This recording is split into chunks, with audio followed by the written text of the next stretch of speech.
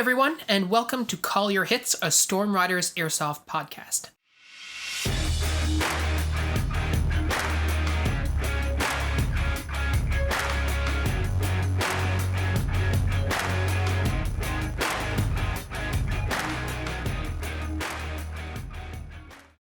Thanks for joining us, everyone. Today, Pat and I are going to do another edition of This or That with Phil and Pat. But before we get to that, I wanted to take a second to talk about our Airsoft Injury Survey. If you're not aware of it, the Injury Survey is something we started about 2 weeks ago in an effort to collect as much data as possible about significant injuries and near misses that occur in Airsoft. You know, we like to think that Airsoft is a pretty safe sport. And if I think about it, and the fact, like over the last 16 years, I can count on one hand the number of real injuries I've sustained. I've had lots of scrapes, bloody BBs, rolled ankles that, I've shaken off or whatever. But true injuries that actually required me to seek treatment or take time off the game, that's been pretty rare. Maybe once, maybe twice. And most of the ones I've had, I've done to myself at other stuff, which is hilarious. Well, yeah, there's that too, right? But when you think about the risks that are associated with Airsoft, we often think of things that are related to the fact that we're shooting at each other with BBs, right? So the risk associated with high-powered guns, bloody BB hits, getting a BB stuck in your chin, broken teeth if you're not wearing iPro, like that kind of stuff. And so, I think if you search like Airsoft injury on YouTube, you're probably going to get largely stuff that relates to like, oh, you should wear mesh masks on your lower face because getting shot in the face sucks. Yeah, totally. And that's what we think about when we think about Airsoft injuries. And so what we wanted to get a better understanding of was, when people do get hurt playing Airsoft, how do they get hurt? Or, when people narrowly avoid getting hurt, what is it that happened, and how did they get out of it? And so the survey's been going on for about 2 weeks, and we have several hundred responses at time of recording, and we're always looking to get more, because the more data we get, the more accurate it's going to be. We're playing a rousing game of how bad are you at assessing the risks of your hobbies?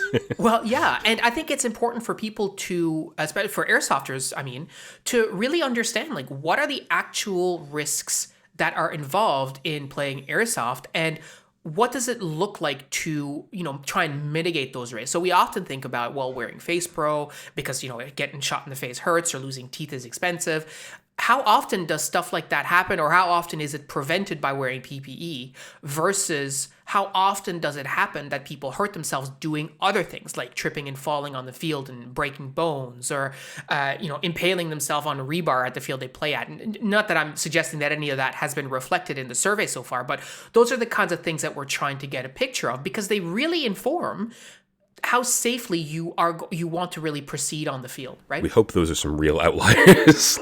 Yeah, totally. For all of our sakes. And if you think about other actions that we take on the field that we sometimes think of as pretty safe, like, for example, if you're defogging your lenses and you're taking cover behind a hard piece of something and you're looking around and you're not actively engaged and you wipe your goggles, how risky is that actually, right? How often can people say, oh, well, I was doing that and I got shot at, so I almost had something bad happen, but I didn't. Or, hopefully no one says that they were doing that and they actually got shot in the eye, because that would be absolutely horrible. So we really want to talk, and we really want to gather information about that and see. And so to that end, as I said just now, we want to collect as many responses as possible. So the link to the survey is in the description of this podcast, both on Spotify or Apple Podcasts, wherever you get your podcasts, as well as on the YouTube version of this. And we actually have now 4 versions of the survey: one in English, one in French, one in Spanish, and one in German. So if you happen to not speak English, obviously if you listen to this podcast, it's very likely that you speak English. But if you know people who don't speak English who would prefer to respond to the survey in their native tongue, and it happens to be one of those 3 other languages, feel free to share the survey with them. Again, the more responses we get, the better. So share it with your communities. And as a bit of a challenge, I would say to you, if you're listening right now, the vast majority of our responses to this survey have been in Europe, not in North America, which is what you might expect from, a group of Canadian content creators with, a large American population on their Discord server. The vast majority of our responses have been from Europe, well over 60%. So That being said, if you're interested in filling out the survey, we highly encourage you to do that. We would love to get your responses. It's completely anonymous. We don't collect any data about who you are. We only ask for your age group as well as your geographic continent, so not even the country you play in. So completely anonymous, but we'd love to get your responses. So with all that said, let's get on with the show and move on to the this or that. So I'm going to start this week's this or that, largely because none of you are going to believe that I, came up with this before I knew that we were going to have that piece as the front piece for this. But believe it or not, I did. So I was going to ask Phil if you would rather play in snowy, sort of icy conditions or in really rainy, muddy ones, because I know we've both done some of both. And arguably we're both past doing either at this point some days. But, we've both done that. Yeah, I think for me personally, I think I would probably pick snowy over like rainy and muddy. Mostly because I feel that we spend a great portion of our year living with the cold, right? That's just a fact of life in Canada. And especially in Newfoundland, where we've talked about this before, it's not exactly dry here in the winter, right? It tends to be sloppy. And so it's something that I'm accustomed with.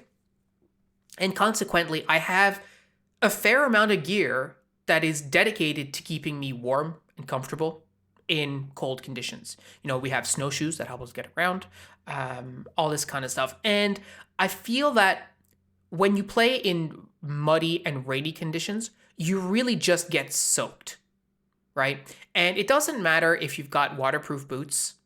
Water's getting in there eventually. Mud is getting in there eventually. Last year, my wife and I did a hike on the west coast of the province, and it was really muddy and it was really wet, and we were completely soaked. And then stuff chafes, and then you get blisters. And that's not to discount the fact too that when it gets really wet and muddy and stuff, it makes it, there's a chance that it reaches into your airsoft gun. You think about like short circuits, all this kind of stuff. Like, it's just not good. And then when you get home, you got to clean all your gear, wipe it down so it doesn't get rusty. And with snow, that can obviously happen because snow melts, like when it's in contact with heat, with your body and stuff. But I find it's not as bad. And we've played in the winter before, and you typically can get a good crowd out as well, right? When it's rainy, nobody wants to go out. So that's the long version of my answer. The number of pictures of you that I have from days of Airsoft where you are just covered in mud and filth afterwards from going prone because you don't care really would have made me expect the other answer. Well, that's a fair point, but you sort of talked about it as well. Like, we're kind of past that in a certain regard. And I think it's not that I won't get money. Obviously, I will. Like, if a situation demands it, like you said, I really don't care. Like, you do what you got to do. But I think if I had to do one or the other, I would go with the cold, snowy conditions rather than the muddy, wet ones. Yeah. I mean, legit. What cold about you? Is sort of normal here, I guess. For the same answer, I'm all about the cold. I don't like playing when it's icy. Because I've seen, I think one video ever, but I've seen a video of a guy, going sort of face first and snapping his airsoft gun in half, and that just terrifies me. Yeah. And I'm not known for my grace on my feet. I'd say, too, playing at frontline when it's snowy and icy can be pretty dicey because it has a lot of, let's call them field hazards. Just in terms of sharp pieces of cover, blah, blah, blah. But where we used to play at Redcliffe, especially in the wooded area in the winter, I think that would be totally fine. It would be no different than hiking in the woods, right? Yeah, I mean, we played a lot of games there with a bit of snow down that were completely fine. I think we played a couple with a lot of snow that were well, if you don't have snowshoes, this is going to be the worst experience, but otherwise you're probably okay. Which definitely creates a very different airsoft experience. I guess maybe there are some airsofters who cross over with winter biathlon shooting, but not very many. Yeah, I love guys who are like, "Oh, you got to try night airsoft. It's so different. It's so different." Yeah, try snowshoe airsoft and come back and talk to me. Yeah. You will have found new kinds of sore. We promise. That is not a normal gait. Yeah, try running in snowshoes. No thanks. So here's my question for you, and this I tailored this one to you in particular. Oh, no. So, would you prefer to have to use a plate carrier, but with open top pouches, or a chest rig, but you had to keep the flaps closed. Oh, that's really annoying. Like you could open them to retrieve a mag, obviously, but Yeah, you yeah, had yeah. to close I them have back to up. Yeah. have to access my mags and then seal them again. Honestly, I think I'll go with the chest rig. It's so much lighter. It's just ridiculous. I'll probably regret that decision as soon as I need to like reload quietly. Yeah, fair You point. know, just nice loud rip of Velcro every time I want to put a new mag in. But like, man, maybe it's just the fact that the Cyrise was huge and my plate carrier just didn't fit right. But having gear that I'm comfortable playing in is honestly a bigger deal. And like, partly, I guess, because of the sort of longer range role that I've played for the last couple of years in Airsoft, I do a lot more admin reloads anyway. Like, a lot of my reloading is just, oh yeah, I can put my head back behind this cover, like, I can take a second, not super, super fast reloads. So I don't feel like it would kill me in terms of performance on the field. I mean, as soon as you make me do this later the year, just to demonstrate that I'm wrong, which will work, I'm sure I'll end up with like one of them tucked so that I can access a set of them quickly. But I think that I'd only really need one. Yeah, no, I think that I'd still go with the chest rig. It's just a better piece of kit for almost all of my needs. Yeah. You know, if you find a plate carrier that comes in size ogre and is comfortable, I'll give the other option a run. But especially given just, you know, where I've got my plate carrier set up, like if I had to change out the pouches for, you know, M4 double stacks, I could manage it and not be too annoyed. Trying to think if I'd have to take the mag pulls off of my mags to do that, to get it to close properly. That would certainly suck. Like, that would be extremely irritating.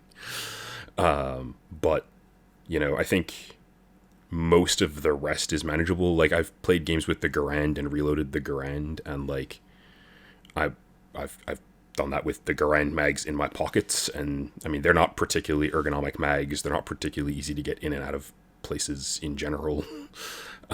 So yeah, I think it's probably doable to do it that way, and I definitely just hated the plate carrier. Yeah, I kind of figured that'd be your answer. I was like, how do I make the plate carrier seem more like utilitarian for Pat? And the only thing I could come up with was really like just have it so that it's the only one that has open top pouches. Because for the most of the games that we tend to play, we don't tend to use any sort of retention on our mags aside from the like elasticity of the pouches or something like that, because we want the quick access, we want the quick reloads. But to Pat's point, it's really hard to overstate how important it is to have gear that is comfortable and just keeps you like in the game, like morally. And if you're just uncomfortable, that's no good, right? I mean, I have played enough games using a plate carrier that didn't fit that my ultimate solution was, Karoo let me try a real steel one, and I bought one. Yeah, for sure. Like, I didn't look for other stuff. I tried a real steel one, went, this is exactly what I want, and just threw money at the problem until it went away, which isn't necessarily a wise play, but it worked out well in this case. Yeah, in this case in particular. And I think your chest rig is really nice. The one that the tactical tailor that you have and that Cal had, really nice rigs, right? Oh yeah, it's superlative. Bomb proof, right? Yeah, just Bomb proof. fantastic quality, and like, again, this is sort of, real steel gear. And like, I don't mean it to sound elitist, but like, I've got real mag pouches on it, and having used repro ones, like, yeah, if you're buying a repro quarter mag pouch, you're probably getting a factory second or a factory third, so it's going to be a little bit less than good, or a little bit less than perfect anyway, and those were completely fine for a huge chunk of my Airsoft career, but I definitely prefer what I've got, but like, I don't really think that I'd be super upset about or like super stressed out if I had to take other than the actual doing all the work with the molly, if you made me take all of my pouches off and just replace them with like standard double mag shingles, like the ones I ran on the Cyrise, I definitely, like, it'd slow me down, and it might slow me down so that I get killed a little more often. Yeah. But the like being friggin' uncomfortable all the time when you're playing, and like having, if you're running even like a foam training plate, like having a foam training plate like digging into parts of you that it's not supposed to dig into when you try to like crouch and bend over and stuff is really unpleasant. Yeah, absolutely. You know, I've spent like one of the carriers I had definitely like rode up a bunch and like slammed into my throat when I take a knee or like bend down too much. So yeah, no fun.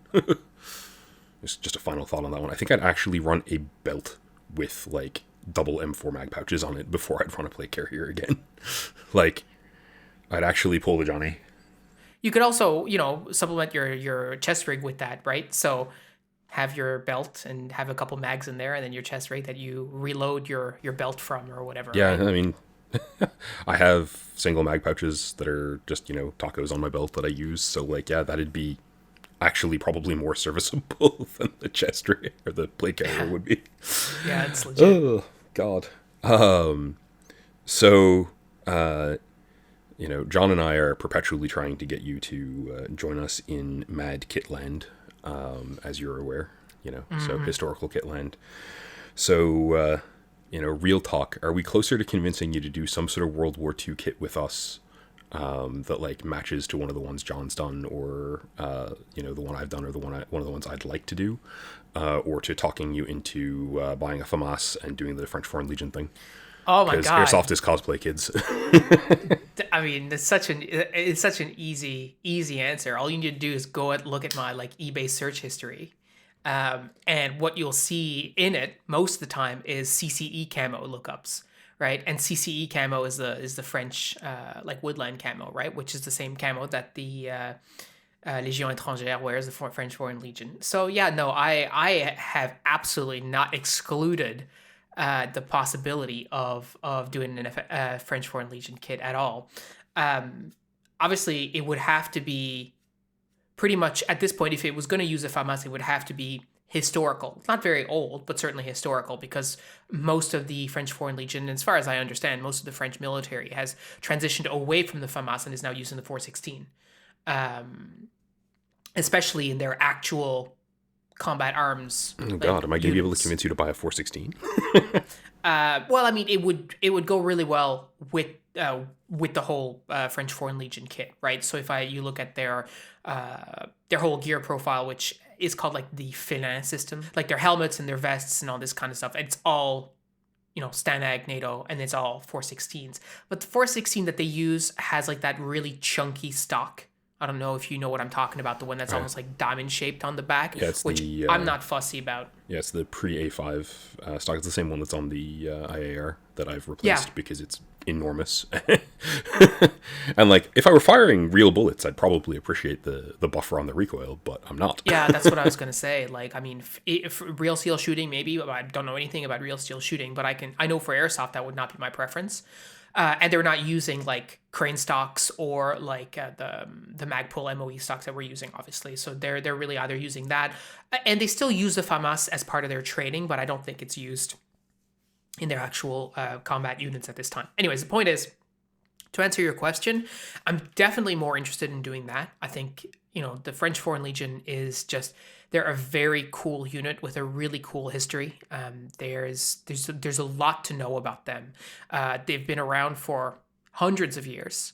They've been in theaters all around the world, including in Mexico, as well as in Africa. And they have a really cool history.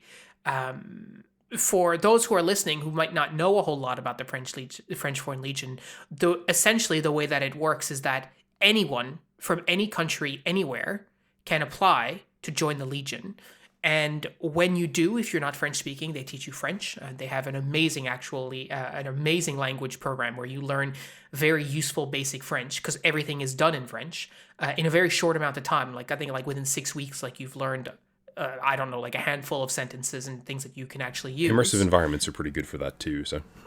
Yeah, but it's hard. Like it's Oh yeah, definitely. Not they certainly not suggesting otherwise. see themselves as an elite unit, although they don't certainly operate that way. But it's the kind of thing where you basically give up your life for a minimum of 5 years to go join the Legion. You're not going to have contact with your family. You're not going to have contact with your friends, and they also don't ask questions about where you came from. So historically, they would say, well, criminals and stuff join the Legion. But it's 2022 now, and Interpol is a thing. So if you're like a legit criminal, where you're like a murderer or you've been running drugs or all this kind of stuff, they will find out who you are and they will not let you join, because once you join, you have the protection of the French government. So if you're trying to escape some sort of like history in your country, people have talked about escaping to the Legion before.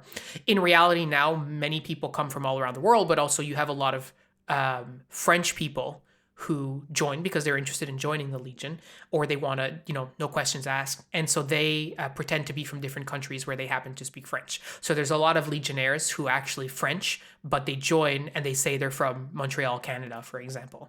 And they take a fake name and then off you go, right? And then eventually, after you've done many years in the service, you can, quote unquote, reclaim your identity. You can become a French citizen, and so on and so forth. Point is, really cool unit, really cool history, and they are hard guys. Like they do work.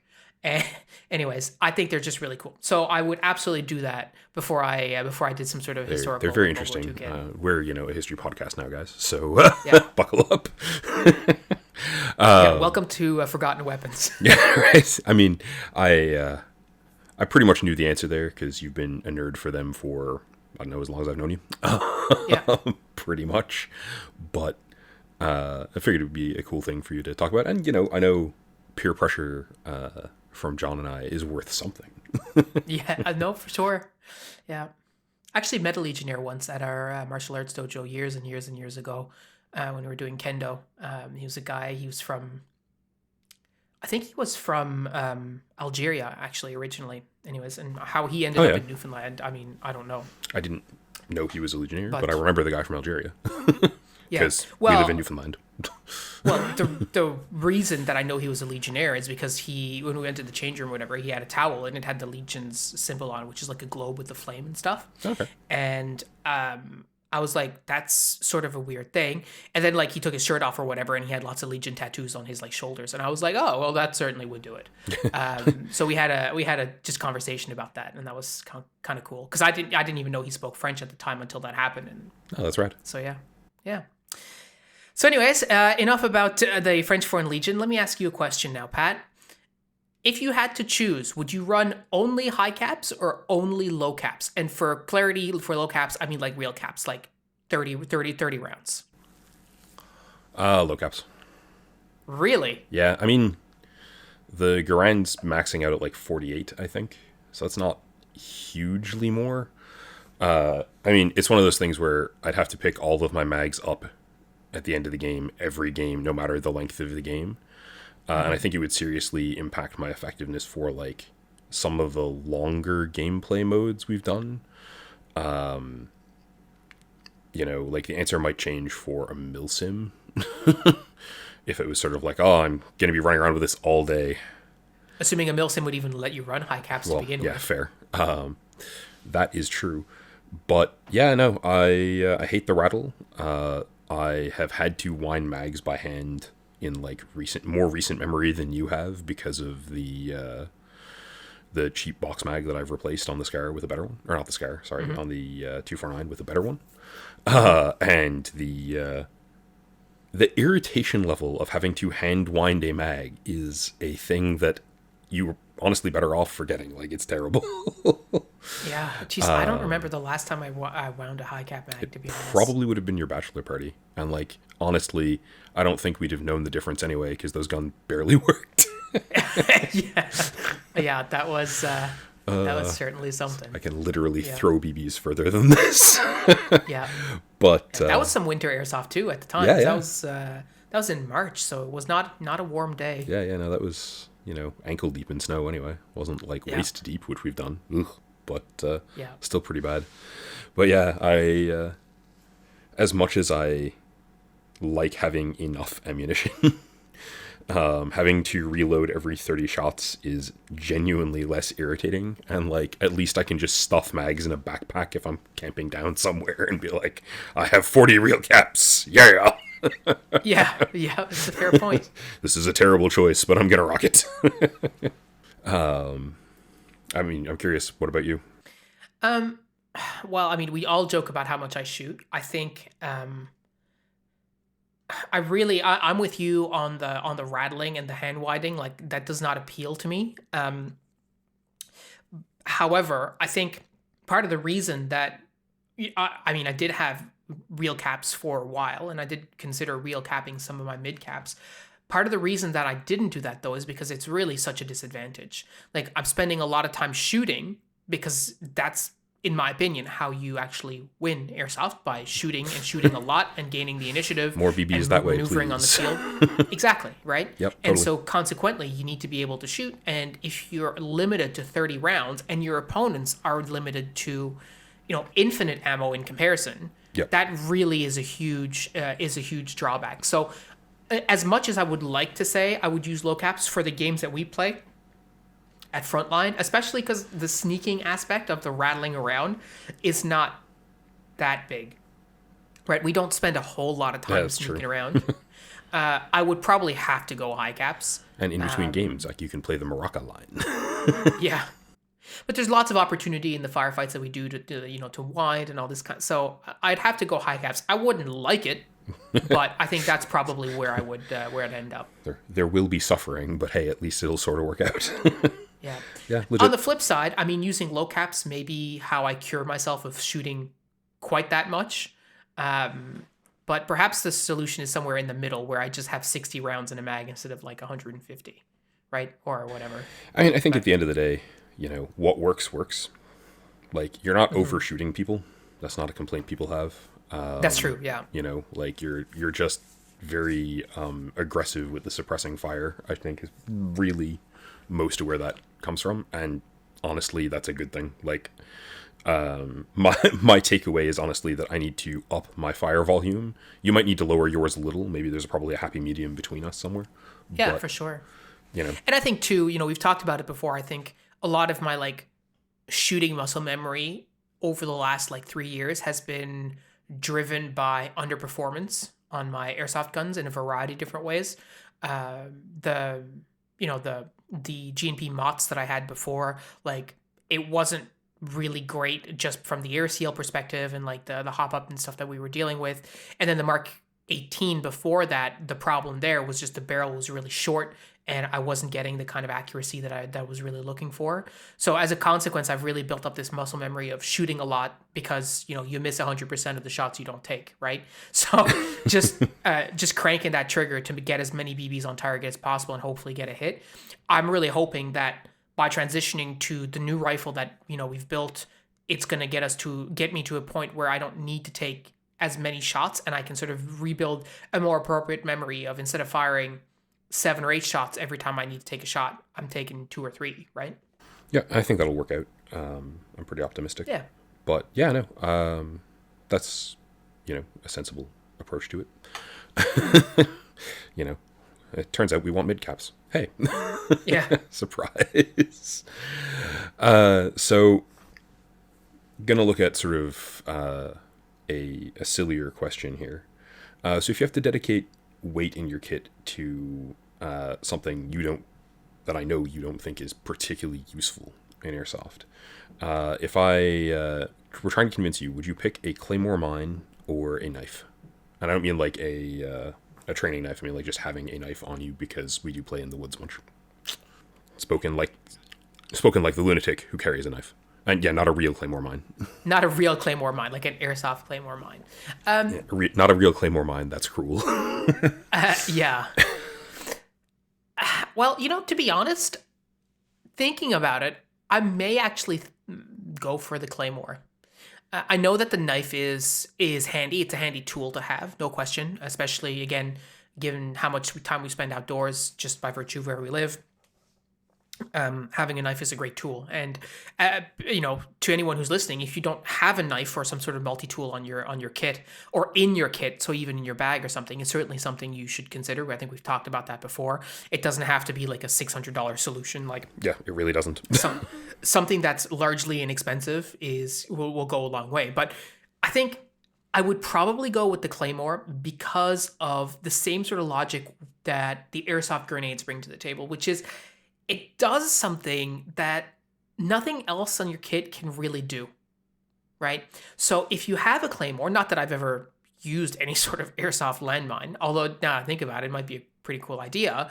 You can cover a particular sector, cover a particular avenue of approach, without necessarily having to be there. And so in my mind right now, I'm thinking about a scenario where, we are, let's say we're protecting the village and people are attacking from like that swamp bus field area, right? There are places there where you could plant a Claymore and deny them an avenue of approach so that you can focus your fire elsewhere, Yeah, right? 100%. Or you put the Claymore somewhere really, really obvious that everyone is going to see it, so they avoid it, and then you funnel them into an area where you can easily hit them. Yeah, I mean, it forces people to go not that direction. Yeah. So if they see it just lying on the ground, especially if you've been like talking it up in the safe zone or whatever, and people see it, they're like, okay, so I don't know how to handle that right now. Like, am I going to shoot it with a BB or what? And maybe they just then decide to go right or left, and when they do that, you start swacking them because they're moving right into your line of fire. So I think those are things that you can do potentially with the Claymore that you can't really. Well, firstly, you can't do that with a knife, number one. You're not using that knife on anyone playing airsoft. We hope. So it would be interesting to see that being used. I've never, ever seen an airsoft mine being used effectively in airsoft. But to be fair, I've only seen an airsoft mine once or twice in the 16 years that I've played. Yeah, they're definitely an uncommon piece of kit. Especially, I don't think anyone here has them. Could be proven wrong the next time I go play. Mm-hmm. But yeah, it's a thing I've always been sort of intrigued by, as you know. So I figured I'd sneak the nod to it in here. I'm a little surprised by the answer, honestly. Like, that is more accommodating of that particular bad idea than you often are.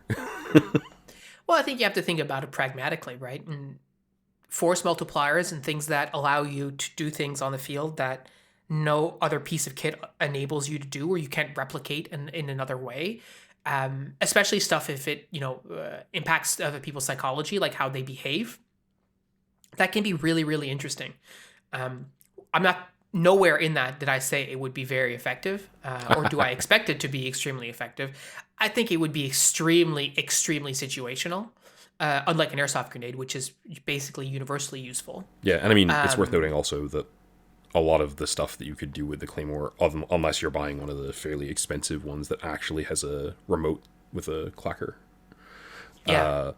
you can also just do by like running a string to a tornado impact and letting someone hit it. Yeah. Yeah. There are other versions of the surprise available. Yeah, absolutely. So my question for you now is really, again, two options here.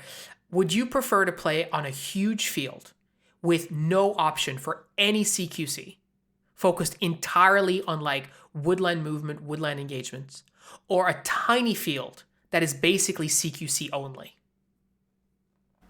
I think I have to pick the woods one. And like, I'll assume that we're talking about woods here, which is probably where you're going, or like maybe some of where you're going, because like pushing around the woods here, we have really dense evergreens. We do not have the kind of woods where you can go for a walk in a chill way. So like that's a lot of work. But my kit is really poorly spec'd out for CQB. Yeah. If it were a thing we did a whole ton of, then maybe my answer would be different. But like even accounting for the fact that like I can tune down the HPA setup to be CQB fieldable, I'm still using a gigantic gun in really close quarters. basically none of my kit, and really not a lot of my skill set is super useful there. I also actually really enjoy playing Airsoft in the woods. My picking people out in camo skills are definitely not as good as I'd like them to be. Lack of practice, I guess, but it's rewarding, for want of a better way to put it. Like, I enjoy the tension of sneaking around in the woods with an airsoft gun, getting shot at by my friends. So yeah, no, pretty solidly on that one. I guess the only question I'd come back is, like, how huge is huge? Is this like a 30-kilometer hike to start playing? Because that's a bit more iffy. Yeah. Like, I mean, when I think of a huge airsoft field, like for me, I really think about Red Cliff in its whole size. So not just where we typically have played in the past, we're looking like at the octagon and like the lower base, but like when we've had operation games up at Red Cliff, using the top base and the lower base and all points in between. To me, that's a large field, right? I mean, walking from one end of that field to the other, from the lower base to the top base, is like what, 20 minutes? Yeah, I mean, it's a good couple of square kilometers worth of dirt, right? Yeah. No, I think those are great games. I think that we had some occasions where we probably put objectives like too deep in the woods. Definitely, yeah. But that's less a issue of like, it's too much work to get in there, and more an issue of where the hell is that? Yeah, I like, remember one game where I had put the objective down for the game and I had given map coordinates, and the team that I gave map coordinates, I think it was Johnny and you guys actually, you were using different maps, yep. right? And so you couldn't find the objective I had put down because you were in the wrong place. Which right? is a good milsim experience, I gotta say. But like, Yeah, I suppose. yeah, and it's one of those things where, like I did like Boy Scouts and stuff, so like my orienteering skills are rusty, but they exist. And certainly we've done games where it turned out that a lot of the players didn't have any whatsoever. And so it was like, all right, you need to read this map. That's not a very good map, really. It's sort of an adequate map at best. Enjoy your treasure hunt. And the person we're giving it to is like, I don't know how to read a map at all. Yeah, yeah. So I'm gonna go get lost in the woods. See ya. And I think that there's a lot of positive to like that type of game. But I also think that maybe we've run enough variations on it that we've figured out some of the kinks that we can work out. Yeah, most definitely. And yeah, like, I enjoy CQB. I really enjoy playing village games at Frontline. But especially over the last 4 or 5 years, a lot of the appeal for that has just been, it's an excuse to use my pistol. Like, I have a pistol. Haha. It's also the situation where like my grenades get used. Because, otherwise they're kind of dead weight because I'm, usually not up in the thick of it. So I get to do stuff that I don't get to normally do. I get to use pieces of my kit that I don't normally get to use, and that's a lot of fun. But I also recognize that like my kit is pretty poorly optimized for it, and is likely to continue to be pretty poorly optimized for it unless I end up like acquiring a short barrel length airsoft gun of some sort. Yeah, no, that's a fair point. I kind of expected that answer, to be honest, because firstly, I know how much you enjoy spending time in the woods, but also that we do CQC, the village field and stuff like that. But he says that because I get lost in the woods whenever we play in the woods. But most of the engagements that we do, actually, most of the games that we play at Frontline tend to be CQC in some way, shape, or form. If you really think about it. Right. I mean, those engagement distances aren't super long. Yeah, I think a lot of the fields like are long enough to allow my gear to do what it's meant to do. Which is pretty much what I'm here for. Like that's enjoyable to me. I'm guessing you're in the same sort of boat, really. Like your kit's a bit more door kicker. Yeah, I mean, I do think that we're optimized for, or at least my kid is certainly optimized to be able to do both. Like if we had to do a larger mill sim, I'd have to bolt on some pieces to my kit. But for what we do at frontline, it's like it's ideal. And I have the longer rifle, so yeah. Now maybe being indoors and stuff is not quite as good, but yeah, I do enjoy the woodland play. But if I had to choose, I would probably end up with the CQC. Um, but I mean, one upside there for you is that like between us, we've also got so many grenades that like we don't have to go into yeah, a the building if we don't structures, want yeah, to. Like, yeah, just eh, there are still on any given day four of us, and that's like 5 or 6 grenades. yeah, Just let's just solve this problem the easy way. yeah. That's right. Airsoft grenades, we enjoy them too much. I did actually think about having a question here of like, oh, like if I were to try to get you to like give up your grenade, but I can't really think of something other than your primary rifle that I'd talk you into giving up for it. And like I think that one's a Yeah, little too silly. Reasonable. And like I think I could enjoy CQB enough that I'd like be able to build a kit for it. You know, and I think if we were playing a whole lot of it at the moment, the first thing I'd do is just buy a 50 round Glock mag. yeah, yeah. Be like, I think this is a start. the cool thing about outdoor games in a huge area is that it opens itself to different types of play that's a lot more strategic rather than just tactical, right? There's a lot you can do when you're given a lot of space. Challenge we've always had is we've had the space but not the players, right? So if you've got a huge area that's like 16 square kilometers or something like that, um, but you only have 10 players, what exactly are you going to do with that 16? Like you're not going to utilize all of it, or you're never going to see each other, Yeah, right? exactly. So yeah, And it definitely, one of the things that I was saying from lessons we've learned doing stuff like that is you definitely have to set things up so that your players, if you have a relatively small number of players in a larger area, are going to the same parts of that large area.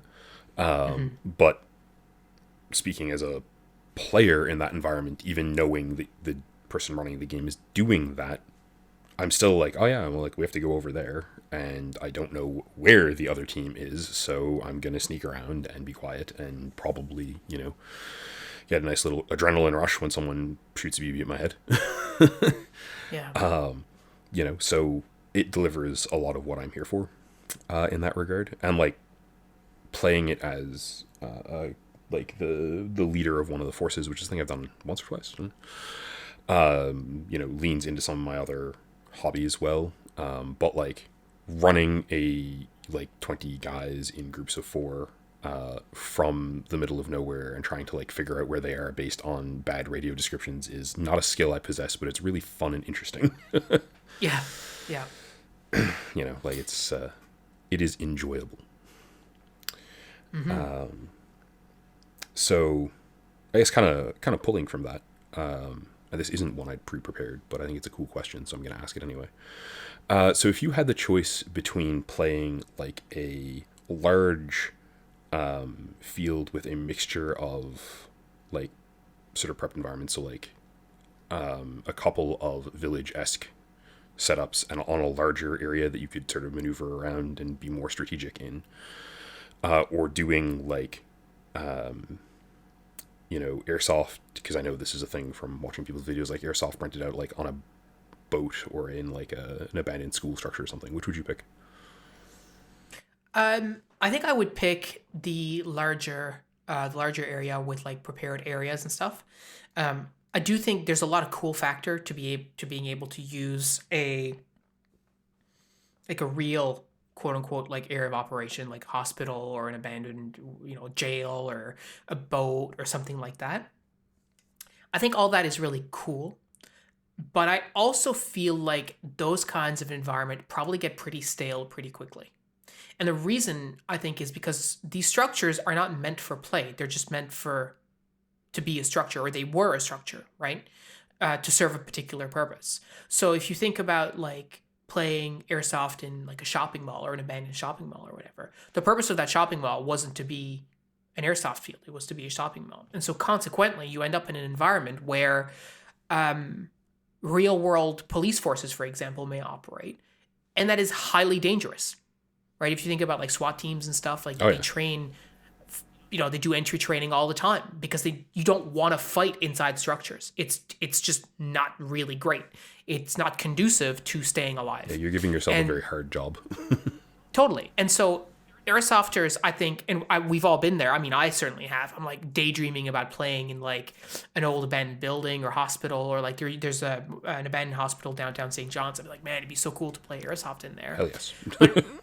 I think it would be conceptually cool, but I think that coolness factor would sort of die down very quickly and then turn into sort of the same sort of frustrations that we experience in CQC, which is, getting shot up close, shooting people, and then them shooting back at you, and now suddenly you're both hit, like that kind of situation. Yeah, I mean, I can see And that being a real thing. and I think the amount of things that you can do in, like, if you think about playing on a boat, might be a super cool AO, but like the amount of things that you can do in that space is largely limited by the space itself, right? Whereas I feel, I mean, unless it's a like gigantic boat, like an aircraft carrier or something, Yeah, right? sure. But I mean, that's like, hey, do you want your own private city to play in? Yes. Yeah, exactly. I think in a prepared area, in like a larger area, like even at Frontline, for example, if you think about where the village is, and then you set up a second village, and then if you were to expand the walls out of the field walls, I mean, out a little bit, and incorporate more of that area. There's a lot you can do with that. There's a lot you can do from a scenario standpoint. You can run different types of games. You could run games that are more on the LARP side of things, with like role playing and with like actors, and so like we've tried to do before. Yeah, totally. Or you can play games that are a bit more serious, but that you're sort of setting up in a particular way with like two multiple bases, and you let them defend. Like there's a lot you can do with that kind of space, and I think that would lend to much better airsoft gameplay and much better long-term sort of event planning and stuff like that. Because again, like if you get a boat and you get the opportunity to use that boat as much as you want, and I think we had that problem playing, at Redcliffe in the past, where we sort of like we're just focusing on the octagon and the rectangle structure and stuff. It's like you've played it out. There's nothing else you can do with this space. Yeah, we have done every single thing you can do with this, and we have all pretty much narrowed it down to there's a right answer. Yeah, exactly. You can sort of solve it, right? Like this is the best place to hold a corner. This is the best place to attack. Don't go in through this way, go in through that way, all that kind of stuff. Whereas I feel like with a larger AO that is has different avenues of approach, like you have a lot more flexibility both as a player but also as an organizer to run different things. So I think that's ultimately where I would land on that one. I think you'd be, not that I would never want to play in a cool AO like that, but I think it would probably be like a one-trick pony for me for sure. It's sort of a would you rather have, which one would you rather have? It's like, well, one for community to like play in regularly, and one to play a day of games in. Yeah, exactly. And if we could travel for Airsoft, for example, like the opportunity to go and like try some of those AOs would be cool, but it's not something I'd want to do, every single day. Right? Yeah, totally. I think I'm more or less in the same boat. Her. Admitting that like, playing inside of like, there's a school layout that got used here in all the schools in the province that were built between like 1970 and 1995. So I've been a student in 4 or 5 of that building, and there are a bunch of abandoned ones around the province that like aren't getting used anymore, and that would be wicked just because who hasn't dreamed about kicking in the door of one of the doors in their school as a kid? Yeah, or totally. a teacher. I'm getting in trouble again, aren't I? So listen, I got one final question for you. Oh God, I'm doomed. Yep. So last question for the day. Would you rather be forced to stay and fight from one spot for an entire game, or being able to fire only once before having to move to another piece of cover? So if it's a single trigger pull, it's rougher, but I still think firing and moving is a really good play. The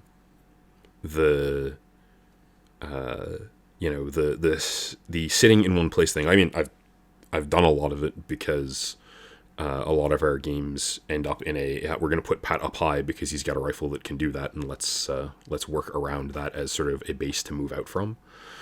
But you know, as effective as that is, if you're giving me a choice, yeah, I want to be able to move.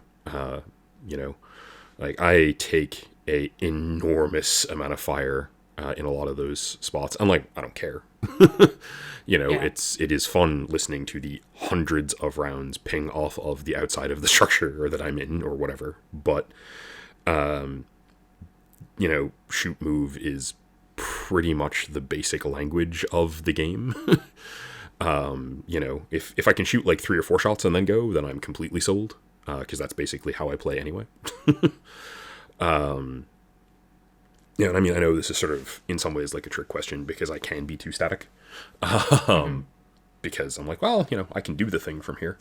But especially over time, as, like, we've bounced between volumes of players on our team who are attending any given, like, game or set of games regularly, you know, when you had, like, when it was just 3 of us, I had no choice.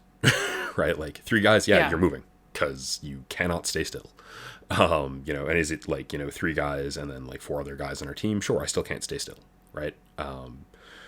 Because I can't really rely on 4 guys, even if they've been playing for a while, to cover me in the way that I know my teammates can. You know, when we had like 8 or 10 of us regularly at a game, yeah, I don't need to move if I don't want to. Like, you know, Pat, stay back here and anchor this. Okay. No problem. Because I know that, you know, I'm covered. Right? But like, as we've shrunk back down to sort of, you know, 4 or 5 Storm Riders at a game most of the time, I've had to go right back to, you know, like, I basically have to assume that people are trying to outflank me and may succeed, and I need to move around and I need to not be static. You know, the only real exception I would say is rocking the 249 is sort of like just, you know, go prone on a corner and just put BBs in a direction and be like, no, you're going to go the other way. I am not really. I am not the point of least resistance. Yeah, no kidding. You know, and that can be effective and fun. But like, you know, as much fun as I have with the 249, I definitely do run the, you know, the M27 most games. And before that, I ran a long rifle most games, and that's not going to change. Yeah, no, that's a fair point, and I you know, I definitely think, you know, yeah, you take a burst and then you move, you take a burst and then you move. That's something that I think in practice I'm going to try and do a lot more of this year in particular, because I know for myself, like, I'll get stuck in like these 50-50 gunfights where like I'm shooting at them and then they're shooting at me, and I'm like, I'm going to shoot back at them and then they're going to shoot back at me, and we're just going to keep doing that until one of us gets hit. And really, if you think about it, like, this is 50-50, right? Maybe they'll get me or maybe I'll get them. And a lot of the time for me, right? It's been worse than 50-50 because, you know, like, my twitch reflexes aren't as good as a 16-year-old's. Yeah. Oops. You know, offset somewhat by the fact that my gun's usually a lot more accurate than the 16-year-olds. Yeah. But yeah, no, I think you're spot on, right? I think that basically playing those 50-50 gunfights is a lot worse than like putting their head down and moving where you are. Yeah, totally. So yeah, that's definitely the way last season went for me, and I pretty much am sure it's the way this season's gonna go. Yeah, legit. Well, guys, I hope you enjoyed this this episode of This or That. I hope you found it entertaining, if nothing else. As we always say, if you want to keep the conversation going, please go ahead and join us on the Discord. We've got a great multinational community of people there, there to talk about airsoft, you know, guns and gear and teching and all points in between. And we'd love to have you join. The link is in the description. You'll also find the link to the Airsoft Injury Survey. If you haven't completed it, I highly would encourage you to do that and share it in your communities. As we said, the more responses we get, the better. But that's all we have for you this week. So until next time, we will talk to you later. Have a good week, guys. Join our Discord and convince Pat to buy Airsoft Claymore mines. Take care, everyone.